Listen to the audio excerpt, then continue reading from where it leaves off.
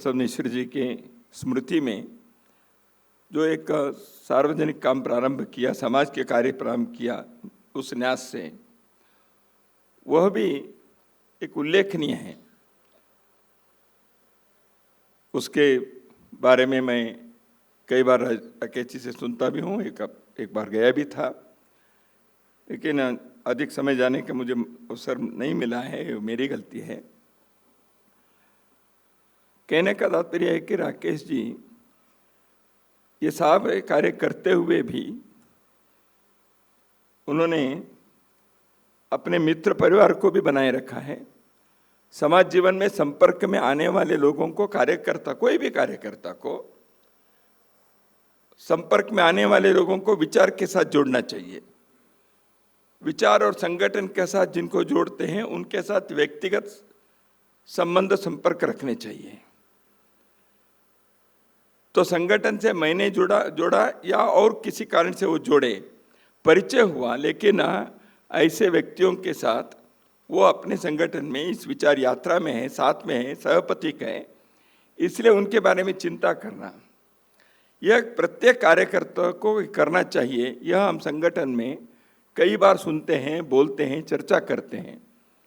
संगठन एक परिवार बनता है इसी कारण से।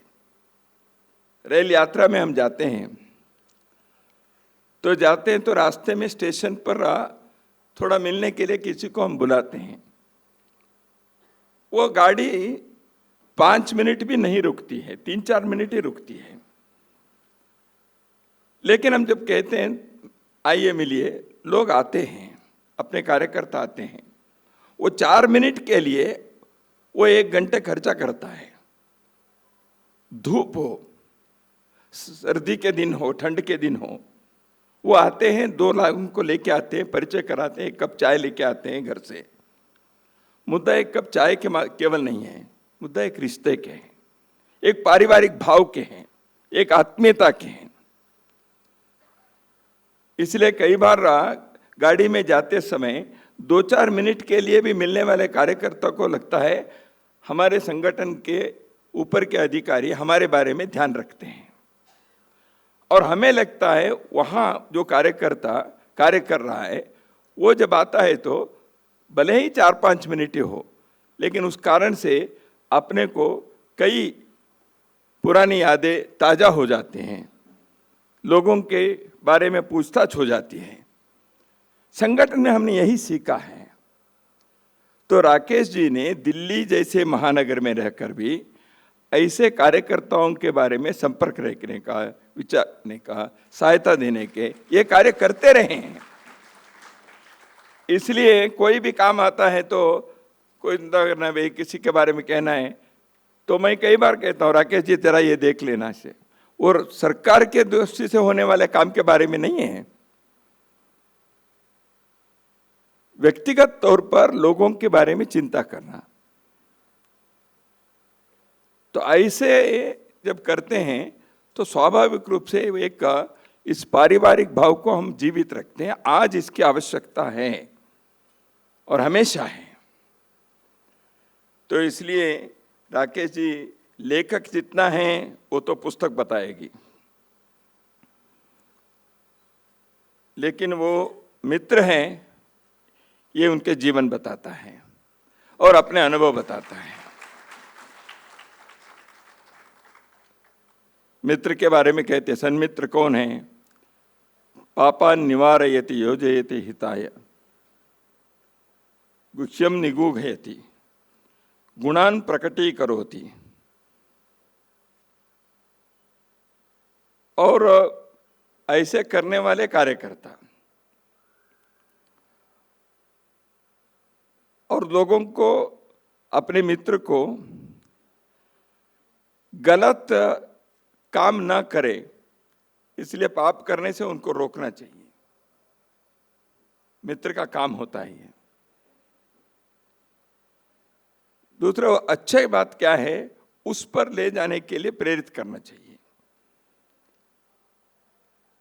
अपने बारे में जो कुछ राज है, प्राइवेसी है, वो अपने मित्र को मालूम है, लेकिन उसको प्रकट नहीं करेंगे, किसी का नहीं बताएंगे, उसको बचा के रखेंगे। और हमारे अंदर के छोटे गुण जो भी हैं उसको भी बड़ा करके लोगों को बताएंगे। प्रकृति गुणान प्रकृति करोति। और जब संकट आया हाथ नहीं छोड़ते। अद्रहम न जहाती। और एक गुण यानी ददाति काले, जब समय पर सहायता करते हैं, एडवाइस देते होंगे, मटेरियल सहायता करते होंगे। सन्मित्र लक्षणमिदं प्रवदन्ति संतः। संत लोगों ने कहा है ऐसे लोग सन्मित्र है। राकेश जी जैसे सन्मित्र इन गुणों के धनी बनते हैं। तो इसलिए राकेश जी लेखक से अधिक मेरे लिए ऐसे एक मित्रता है। ठीक है, वो राजनीति क्षेत्र में हैं, वहाँ कार्यकर्ता हैं, विद्यार्थी परिषद में रहे हैं, ये सब निमित्त है हम एक दूसरे से परिचय होने के लिए। तो ऐसे राकेश जी ने जब कहा कि पुस्तक, तो मैंने पूछा इसके शीर्षक क्या है। उन्होंने भूपेंद्र जी का नाम लेकर बताया, संविदा रखे हैं। बहुत अच्छी बात। शायद मुझे पूछते तो मैं ये शीर्षक नहीं देता, तो इसलिए अच्छा हुआ। और नाम रखने का काम प्रचारक को कम लगता है, हमको मौका नहीं मिलता। नाम रखने का काम गृहस्थ लोगों को भगवान ने दिया है, तो इसलिए अच्छा ही हुआ।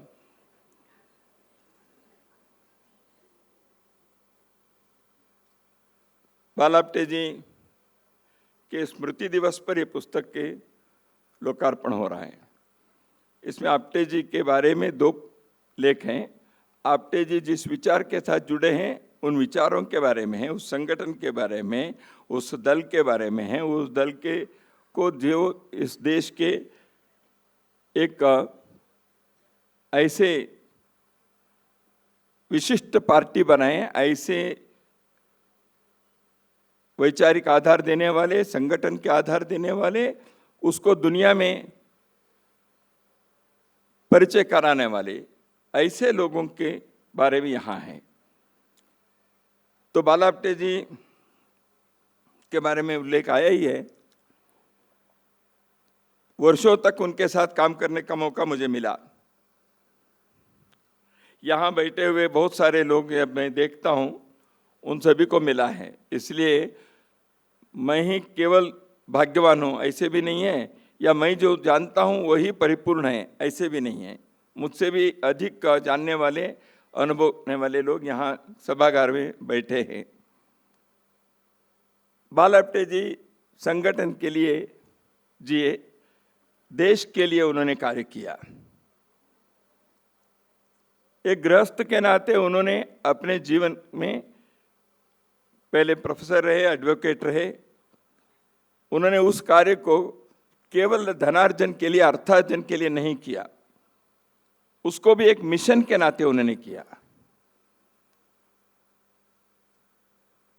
He was an advocate by nature, क्योंकि उनकी शैली विषय रखने के, अध्ययन के आधार पर योग्य शब्दों का चयन करते उससे बोलना, वो इंग्लिश में हो, हिंदी में हो, मराठी में हो। संस्कृत में ज्ञान भी उतना ही था उनको। उनके बड़े भाई तो संस्कृत के पंडित, बड़े विद्वान थे। उन्होंने 4 पुस्तकें संस्कृत में लिखी हैं।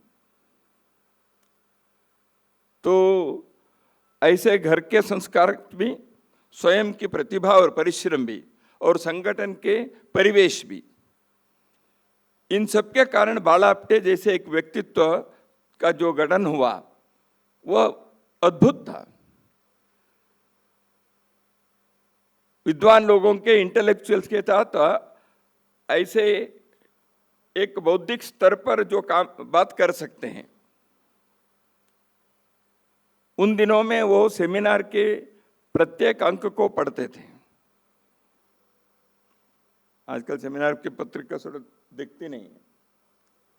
विचार से वो जिस विचार के हम लोग हैं या आप्टे जी थे उस विचार के नहीं थे, लेकिन उन्होंने सेमिनार के पत्रिका को प्रत्येक अंक को वो देखते थे। टाइम मैगजीन के प्रत्येक अंक को वो देखते थे और उसके कई बार उल्लेख भी करते थे अपने बातचीत में, भाषण में या अभ्यास वर्गों में लेने वाले सत्रों में। यानी दुनिया के बारे में जानकारी रखना, समग्रता से देखना, गहराई से अध्ययन करते हुए अपने विचार को परिप्लुत बनाना, दकियानुसी के आधार पर नहीं चलना, आधुनिकता के मोह में नहीं पड़ना, लेकिन जीवन में एक वैचारिक संतुलन को, बौद्धिक समझ को उन्होंने ऐसे प्रदर्शित किया। इसलिए उनके वाणी और लेखनी दोनों ऐसे रहे, वो अद्भुत था। तो उन्होंने संगठन के बारीकी से लोगों को समझाया और वो स्वयं उसके पहले समझे। ठीक है, यशवंतराव केलकर, मदन दास जी, इनके साथ उन्होंने कार्य किया, लेकिन उनके एक अधिकार था लोगों को, कार्यकर्ताओं को बताने के लिए। गलती करने वालों को तुम गलती कर रहे हो ऐसे कहना आसान नहीं होता, हम संकोच में पड़ते हैं, क्योंकि मैं कह दूँ तो बाद में पूर्वाग्रह होता है। ये गलती या मैंने एक बार उनको कह दिया, बाद में अपने मन में भी एक पूर्वाग्रह हो जाता है उसके बारे में, या उनको हो जाता है ये तो ऐसे हमारे बारे में कहेंगे, इसलिए एक बाद में एक दूसरे के सामने आना, आंखों से मिलाना मुश्किल हो जाता है। लेकिन आप्टे जी के जीवन में ऐसे नहीं हुआ। उन्होंने, कार्यकर्ताओं ने गलती की है तो गलती के बारे में उतने ही व्यग्रता से, कठोरता से ये ठीक करना चाहिए, क्योंकि संगठन की दृष्टि से ये ठीक होना चाहिए, इस प्रकार के कहने का उनका नैतिक अधिकार था और वो उस प्रकार के करने में संकोच नहीं रखा। लेकिन ऐसे करने के बाद भी मनुष्य, जो कार्यकर्ता के अंदर जो व्यक्ति है, मनुष्य है, उस मनुष्य को उन्होंने देखा। उनके प्रति प्रेम और आत्मीयता तिलमात्र भी कम नहीं हुई। यह आसान नहीं होता जी। मैं कई लोगों के बारे में जानता हूं जिन्होंने, उन्होंने आप्टे जी के सामने जाने के लिए डर होता था किसी को भी, क्योंकि आप्टे जी क्या कहेंगे। लेकिन आप्टे जी उतने ही प्रेम मूर्ति थे। कहते हैं ना, वज्रादपि कठोरानि मृदूनि कुसुमादपि। वज्र जैसे कठोर और पुष्प जैसे, फूल जैसे कोमल, ये दोनों उनके व्यक्तित्व में अनुभव किया हमने। मैंने भी स्वयं अनुभव किया है और बहुत सारे कार्यकर्ता यहां जो बैठे हैं, आप लोगों ने भी अनुभव किया है। कार्य पद्धति के बारे में उनका आग्रह हमेशा रहता था। सामूहिकता, कार्यकर्ता के स्तर